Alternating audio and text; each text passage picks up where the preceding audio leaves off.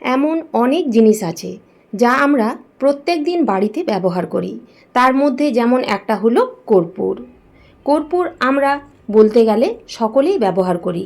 আমরা যেমন পুজোর কাজে কর্পূর ব্যবহার করি, সেই রকম এক টুকরো কর্পূর বদলে দিতে পারে আমাদের জীবন। প্রতিদিন সকাল সন্ধে পুজো করার শেষে কর্পূর দিয়ে আরতি করলে অত্যন্ত শুভ বলে মনে করা হয়। প্রতিদিন এটি করলে বাড়িতে কোনো প্রকার নেগেটিভিটি থাকে না। এই কর্পূর শুধু যে পুজো পাঠের কাজে লাগে তা নয়, বিভিন্নভাবে এই কর্পূরকে আমরা কাজে লাগাতে পারি। যদি আপনারা বাগান করছেন, বিভিন্ন ধরনের গাছ লাগিয়েছেন, তা জবা, গোলাপ, রঙ্গন যে কোনো গাছই হোক না কেন, বা বিভিন্ন ধরনের ফল বা সবজির গাছ লাগিয়েছেন, এই এক টুকরো কর্পূর যদি আমরা গাছে ব্যবহার করতে পারি তাহলে প্রত্যেকটা গাছের মধ্যে একটা দারুণ রেজাল্ট পাওয়া যায়। এই কর্পূর আপনারা দশকর্মার দোকানে পেয়ে যাবেন 3 থেকে 5 টাকার বিনিময়ে। তবে বন্ধুরা, ন্যাপথলিন এবং কর্পূর কিন্তু একই নয়, কর্পূর সম্পূর্ণ আলাদা। তো আজকে আমি আমার এই ভিডিওতে গাছে এই কর্পূরের 4টি গুরুত্বপূর্ণ ব্যবহার আপনাদের সামনে তুলে ধরব। তো কর্পূরের সেই 4টি গুরুত্বপূর্ণ ব্যবহার চলুন একটা একটা করে জেনে নেওয়া যাক। নমস্কার বন্ধুরা, আমি সোনালি আর আপনারা দেখছেন সোনালিস গার্ডেন। গাছে কর্পূর ব্যবহারের প্রথম টিপস। ছোট নতুন চারা, যে চারাগুলো আপনারা বীজ থেকে তৈরি করেছেন, সেখানে আপনারা কর্পূর ব্যবহার করতে পারেন। বীজ থেকে ছোট ছোট গাছ বের হওয়ার পর সেই সব ছোট গাছে ফাঙ্গাস বেশি অ্যাটাক করে এবং পোকামাকড়ের আক্রমণ খুব তাড়াতাড়ি হয়। অনেক গাছ ছোট অবস্থাতেই মারা যায়, গাছকে বড় করতে পারেন না। তো সেক্ষেত্রে আপনারা কর্পূরের ছোট ছোট টুকরো টবের উপরে গাছের পাশে এইভাবে রেখে দিতে পারেন। এই টবের মাটিতে বা গাছের পিঁপড়ের উপদ্রব বন্ধ হয়ে যাবে। গাছের মধ্যে ছোট ছোট মাকড় থাকলেও দূর হয়ে যাবে। তাছাড়াও গাছে বা মাটিতে যদি কোনো রকম ফাঙ্গাস লাগে তাহলে সেই ফাঙ্গাস দূর হয়ে যাবে, কারণ কর্পূরের মধ্যে থাকে অ্যান্টিফাঙ্গাল এবং অ্যান্টিব্যাকটেরিয়াল গুণ। অনেক সময় দেখবেন পায়রা, চড়ুই, কাঠবিড়ালি বাগানের ছোট ছোট গাছগুলো কিন্তু নষ্ট করে দেয়। এই কর্পূর যদি এইভাবে আপনারা এক টুকরো রেখে দেন তাহলে কিন্তু কর্পূরের তীব্র গন্ধে কাঠবিড়ালি, পায়রা, চড়ুই এগুলো কিন্তু টবের ধারে পাশে আসবে না। দ্বিতীয় টিপস, যেভাবে আমরা পুজোতে কর্পূর জ্বালাই, কয়েকটা কর্পূরের টুকরো প্রদীপে বা কোনো একটা জিনিসের উপর রেখে যদি জ্বালিয়ে বাগানের চতুর্দিকে সেই ধোঁয়া বা আলো ছড়িয়ে দেওয়া হয় তাহলে একদিকে যেমন মশা পোকামাকড় দূর হবে, অন্যদিকে তেমনি নেগেটিভ এনার্জি দূর হয়ে যাবে। তবে এই কাজটি আপনারা সন্ধ্যের পরে করবেন। গাছে কর্পূর ব্যবহারের তৃতীয় টিপস। কর্পূর আমরা ব্যবহার করব লেবু গাছে। লেবু গাছের পাতা খেয়ে নেওয়া পোকা, যেমন লেদা পোকা, বিভিন্ন ধরনের মাকড়, এগুলো বেশি অ্যাটাক করে। দেখুন লেবু গাছের পাতাগুলো খেয়ে কেমন ফাঁক করে দিয়েছে। এই পোকাগুলো গাছ থেকে নির্মূল করার জন্য আমরা লেবু গাছে কর্পূর ব্যবহার করতে পারি। তাছাড়াও লেবু গাছে যখন ফুল আসবে তখন তো আমরা কোনো রকম কীটনাশক ব্যবহার করতে পারি না।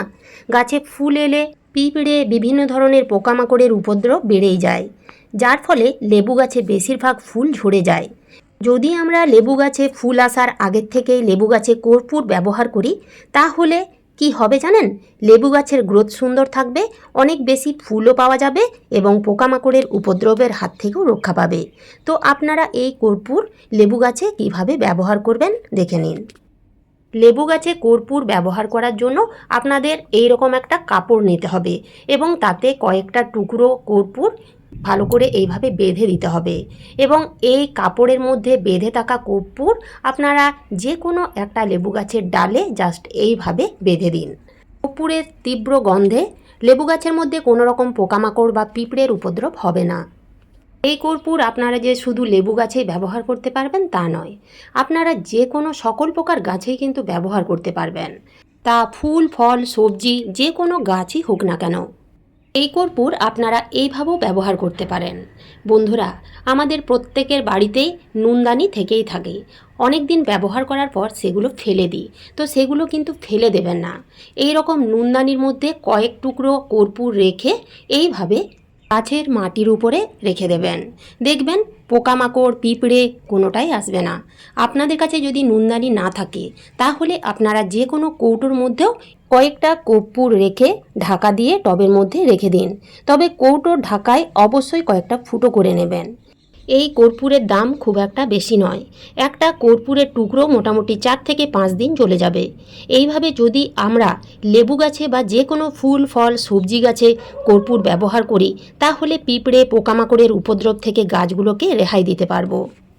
4 নম্বরে এবং সবশেষে গাছে কর্পূরের যে গুরুত্বপূর্ণ ব্যবহার, তা হলো যদি আপনাদের গাছের গ্রোথ একেবারেই থেমে গেছে, গাছে এবং মাটিতে পোকামাকড়ের পিঁপড়ের উপদ্রব হয়েছে, তার সাথে টবের মাটিতে যদি ফাঙ্গাস লেগেছে, তাহলে আমরা কর্পূর দিয়ে দ্রবণ তৈরি করে টবের মাটিতে দিতে পারবো। এই ধরনের সমস্যার সমাধান হয়ে যাবে। কর্পূর দিয়ে দ্রবণ কিভাবে তৈরি করবেন জেনে নিন। তো এই কর্পূর আপনারা ভারী কিছু জিনিস দিয়ে ভালো করে গুঁড়ো করে নেবেন। দ্রবণটি তৈরি করার জন্য প্রথমেই 1 কাপ জল নেবেন।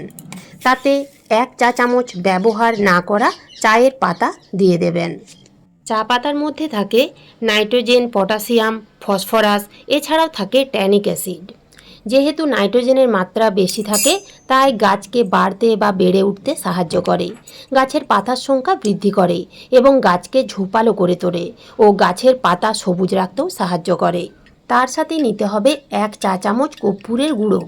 কর্পূরের গুঁড়ো এবং চা পাতা লিকার খুব ভালোভাবে জলের সাথে যেন মিশে যায়, সেইভাবে খুব ভালো করে ঘেঁটে নিতে হবে। এরপরে 5 ঘন্টা এইভাবে ঢাকা দিয়ে রেখে দিতে হবে।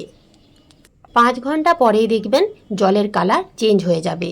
5 ঘন্টা হয়ে গেছে, তো আপনারা এখানে দেখতেই পাচ্ছেন জলের কালার কিন্তু একেবারে চেঞ্জ হয়ে গেছে। এরপরে এই দ্রবণ আমরা খুব ভালো করে ছেঁকে নেব। ছেঁকে না নিয়ে আমরা কখনোই এই দ্রবণ ব্যবহার করতে পারবো না। যে কোনো লিকুইড খাবার বলুন কিংবা যে কোনো কীটনাশক বা ছত্রাকনাশক যখন আমরা তৈরি করব, অতি অবশ্যই সেই কীটনাশক বা ছত্রাকনাশক বা খাবার ছেঁকেই ব্যবহার করা উচিত। তা না হলে গাছে ফাঙ্গাস লাগার চান্স অনেকটাই বেড়ে যায়। এই দ্রবণ আমরা সরাসরি গাছের মাটিতে ব্যবহার করতে পারবো না। এখানে দেখুন 1 লিটার প্লেন জল নিয়েছি এবং তাতে সেই দ্রবণ দিয়ে দিলাম। এরপরে আর একটা জিনিস দিতে হবে, তা হলো ভিনিগার। 1 চামচের মতো ভিনিগার দিতে হবে। আপনাদের কাছে যদি ভিনিগার না থাকে, তাহলে 1 চামচ লেবুর রস দিয়ে দেবেন, তাতেও কিন্তু কোনো অসুবিধে নেই। ভিনিগার দিয়ে দেওয়ার পর আপনারা 45 মিনিটের মতো ঠিক এইভাবে রেখে দেবেন। দেখুন গাছের মাটিতে দেওয়ার জন্য একেবারে রেডি হয়ে গেছে। যে সকল গাছগুলোর বৃদ্ধি একেবারেই কমে গেছে, পোকামাকড় ফাঙ্গাসে অ্যাটাক করেছে, সেই সকল গাছের মাটিতে আমরা এই দ্রবণ দিয়ে দেব। এই দ্রবণ মোটামুটি 5 থেকে 6টি গাছে ব্যবহার করতে পারবো। 15 দিন অন্তর আপনারা এই দ্রবণ গাছে ব্যবহার করবেন। এখানে দেখুন আমি সকল প্রকার গাছে 1 কাপ করে এই দ্রবণ দিয়ে দিচ্ছি। আপনারাও সকল প্রকার গাছে এই দ্রবণ দিতে পারবেন, তবে বড় টব হলে পরিমাণ বাড়িয়ে দেবেন। এই কর্পূর আপনারা গাছে প্রয়োগ করুন, দেখবেন প্রত্যেকটা গাছের কোনায় কোনায় জাদু দেখাবে।